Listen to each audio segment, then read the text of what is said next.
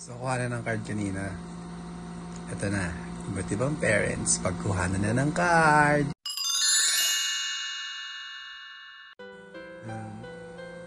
Bagsak daw po ang anak ko. Alam ko naman marami akong pagkukulang pero hindi ko maintindihan. Sobrang tigas ng ulo ng batang yan. Ano pa po pwede natin gawin? Hey ma'am, kunin ko yung card ng anak ko. Medyo mababa ata yung grade sa inyo. Gusto mo electric pan, ma'am? Electric pan na hanggang number 5. Ibili kita. Ay, sir. Kukunin ko yung card ng anak ko. Sir, kasi ito pa na yung pamangkin ko nung high school, ano?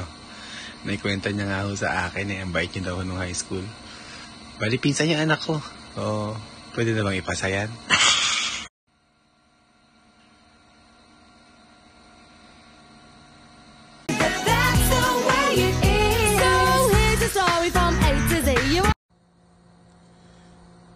Ang init ah.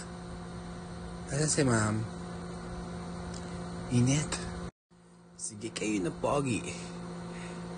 Ay ma'am. Morning. Sir, kukunin niyo po yung card ng anak niyo, sir.